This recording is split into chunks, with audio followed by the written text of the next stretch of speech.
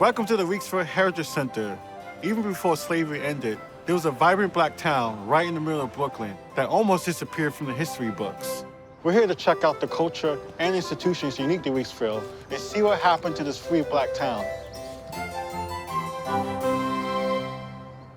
Weeksville was a free 19th century African settlement that was established in 1838 prior to the end of the Civil War. So at this time, most black people in America are in slavery, and this was a free black community.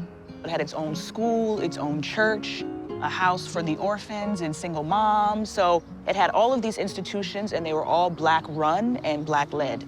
In the midst of all this chaos and violence, they could come and live in Weeksville and be safe. So this was a safe space before people coined that term, safe space? Yeah, it was a safe haven, it was a refuge, it was a place of protection. So I got this 21st century garb on. It's hard to blend in this town. The Weeksville staff is letting me borrow one of their outfits. This is the old and new blended in right here in Weeksville. How's it look?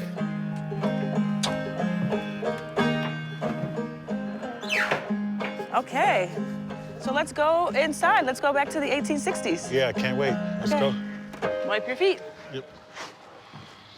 What's going on with this newspaper? This is the Freedman's Torchlight. It was printed right here in Brooklyn in December of 1866. And this was the newspaper of Weeksville.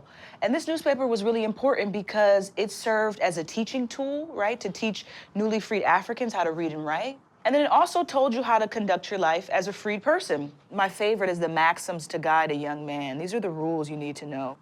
Keep good company or none. Never be idle. Never be idle. Yeah, if your hands cannot be usefully employed, attend to the cultivation of your mind. So people would be sitting in the newspaper, chilling, reading, cooking their stew or chicken or Telling stories, stories, singing songs. Yeah.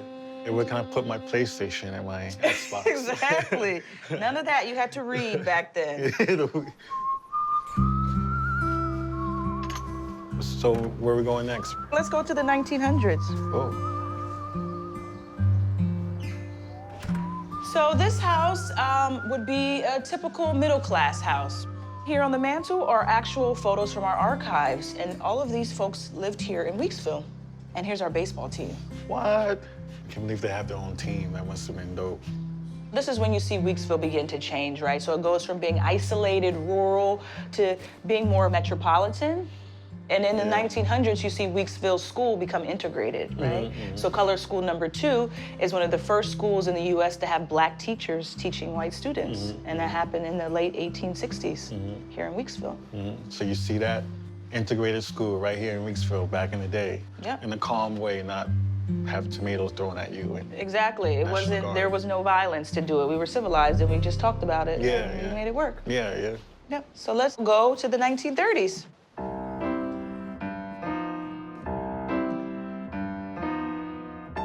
That baby kind of scares me a little bit. It scares you too? Oh, wow. It scares all the kids too. They all run.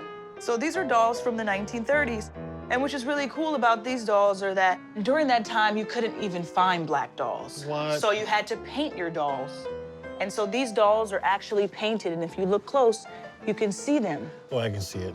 And so now to even have black dolls, that was a struggle that had to be won, to have dolls that look like you. It's part of the black experience, right? Just being creative and building your own reality with the pieces that's around, you know? Yep, exactly. And so that's the end of Weeksville, essentially, after this time in the 1930s, because they built this grid system and the community began to change. They got absorbed into Bedford-Stuyvesant. So the small little village life that you had, it changed because now you're a part of a bigger community, right? And if you don't have any places, any institutions, any centers for those people to come together to create a unified way of thinking or way of life, then you don't have a community. I hope that the Weeksville Heritage Center becomes a sort of mecca of black liberation like it was in the 1860s, so that this can really be an institution, right, that the ancestors had dreamed of. I'm from New York City. I'm from Queens. So to grow up so close to this place and not know about it until I'm a grown-ass man is kind of shocking. Because this is not only a space in the past, this is a space to bring forward into the future. The intentions of the people here was to be a free space for Black people, but for all people, you know, to set the standard of how everyone should be treated. I think that's what Weeksville represents.